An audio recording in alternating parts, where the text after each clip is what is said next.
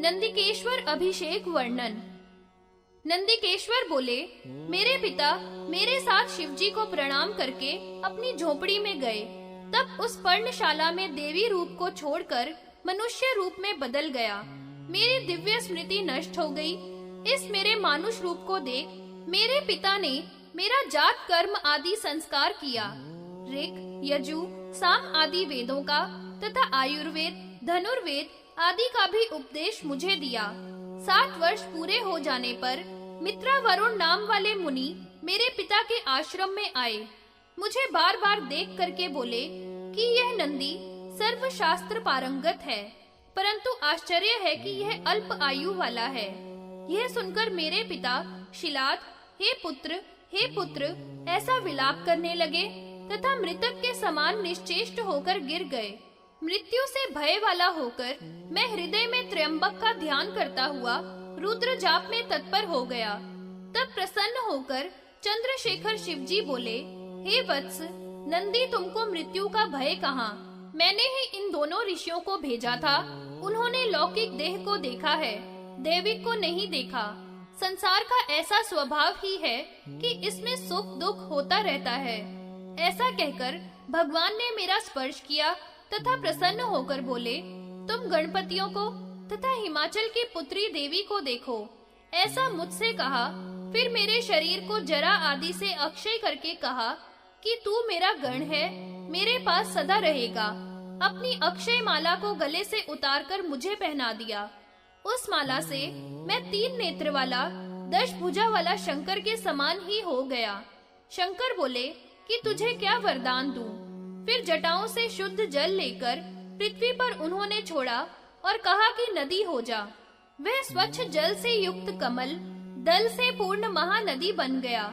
जटा और उदक से उत्पन्न उस नदी का नाम जटोदका रखा तथा उस नदी से भगवान ने कहा कि जो तेरे में स्नान करेगा वह सभी पापों से मुक्त हो जाएगा। तब भगवान हाथ में जल लेकर पुत्रवत प्रेम से मेरा अभिषेक करने लगे। प्रसन्न हुए वृष भगवान बड़ी गर्जना करने लगे। तब उस नदी का नाम वृषध्वनि कहा गया। मुझे विश्वकर्मा के अद्भुत मुकुट और कुंडल शंकर भगवान ने पहनाए। फिर वह नदी जाम्बूनद नाम वाली भी कही गई और अब पंचनद नाम से प्रसिद्ध है। उसमें जो स्नान करके शिव की पूजा करता है वह शिव सायुज्य को प्राप्त करता है। तब भूतपति महादेव गिरिजा से बोले कि हे देवी, नंदीश्वर को मैं भूतपति तथा गणपति नाम से अभिषेक करूंगा। तुम वह ठीक मानती हो ना? तब हंसती हुई देवी बोली कि हे प्रभु, इसे सभी गणों का अधिपति बनाकर सब देने योग्य हो, क्योंकि शिलाद का यह पुत्र मेरा ही पुत्र है। तब शंकर ने सभी गणपतियों का स्मरण किया। शैल आदि बोले, रुद्र के स्मरण करने पर सभी गणपति हजारों की संख्या में हजारों प्रकार के वाहनों पर चढ़े हुए कालग्नि के समान भेरी, मृदंग, शंख आदि बाजे बजाते हुए शिव के पास आकर इकट्ठे हुए। प्रणाम करके शंकर से बोले, हे प्रभु, किस प्रकार हमारा स्मरण किया, कृपया करके आज्ञा दीजिए। क्या हम यमदूतों के साथ यम को मार दें? क्या हम समुद्रों का शोषण कर दें? वायु के साथ विष्णु को पकड़ लावें?